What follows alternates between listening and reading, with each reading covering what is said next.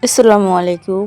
আজকে আছি আমি আমাদের গ্রামে এক ফসলের রাজ্যে। তো এখানে কি কি দেখলাম, তো চলেন আপনাদের মাঝে শেয়ার করি। এখন আসছি এখানে যে কচুর একটা এত সুন্দর কচুর ক্ষেত আছে, আমি তো জানতামই না এই জায়গায়, তাও আর আমাকে আশেপাশে। এই কোন সময় দান এই যে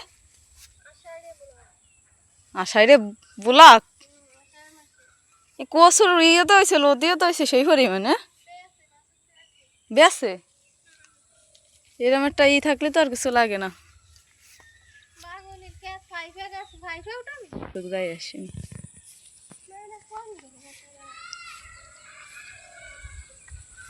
বর্তমানে এই কচুর কিন্তু ভালোই লাভ আসছে। খালি বই এর জাত আলাদা আছে। হুম, প্রচুর পরিমাণে এই যে বই ফুটতেছে, সব খালি বই ফটফের গুঁড়া দিয়ে। মাশাল্লাহ, কত দূর নিয়ে হয়েছে, এটা বেচার মতো হয়েছে। হ্যাঁ, ঈদ হয়েছে কত বড় একটা।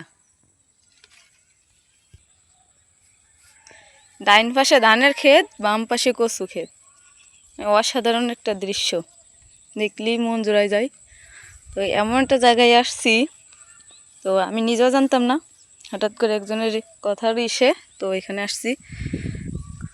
বর্তমানে কচুতেও যে পরিমাণে লাভ, তো এখানে এই লোক নাকি লাগাইছে মূলত বইয়ের উদ্দেশ্যে। তো আপনারা দেখতেই পাচ্ছেন, মানে এত সুন্দর একটা জায়গায় এসে পৌঁছাইছি যা আমি কল্পনা করতে পারি নাই। অনেকদিন এখানে আসা হয় না, তো এই কারণে হয়তো জানি না। ওই যে একটা জায়গা দেখাচ্ছে, ওইখানে আবার উস্তে গাছের যে লাগাইছে, তো এই পাশ দিয়ে ভরা হচ্ছে ধানের ক্ষেত। আর আমি আসলে, তো আমার এইখানে আসার উদ্দেশ্য হচ্ছে আপনাদেরকে দেখানো এবং কিছুটা উৎসাহ দেওয়া। বর্তমানে যে আমাদের গ্রামের যে বেকার ছেলেরা আছে, অথবা অনেকেই আছে বেকার, তো তারা করে কি শুধু মানে চাকরির পিছনে খোঁজে, দৌড়ায়। তো এটা না করে এভাবে চাষ করে অনেক লাভবান এবং উন্নতি করা যায়। তো এটা দেখলেই বুঝতে পারবেন কত বড় বড় কচু হয়েছে, আর এর মানে দেখতে কত বেশি সুন্দর লাগতেছে।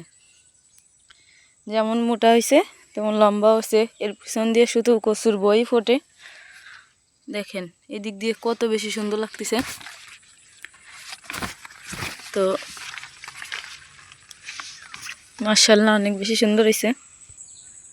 এটা হচ্ছে মূলত কচুর যে বইটা, এটা এখানে আসি। তো এখানে ঘুরতে আসছি আর এটা দেখানোর উদ্দেশ্যে আসছি। নিজেও দেখলাম, অনেক বেশি ভালো লাগলো। তো সবাই চেষ্টা করবেন কম বেশি এভাবে চাষ করার, তাহলে আমাদের দেশেরও উন্নতি হবে এবং আমরা মূলত যারা পারিবারিকভাবে এগুলো খেয়ে অনেক লাভবান হব এবং আর্থিক দিক দিয়েও ভালো হবে। তো যাই হোক, দেখতেই পারতেছেন কত বেশি সুন্দর। আর এখন এখান থেকে চলে যাব। তো যদি ভিডিওটা ভালো লাগে আমাদের পাশে থাকবেন, শেয়ার করবেন। আল্লাহ হাফেজ।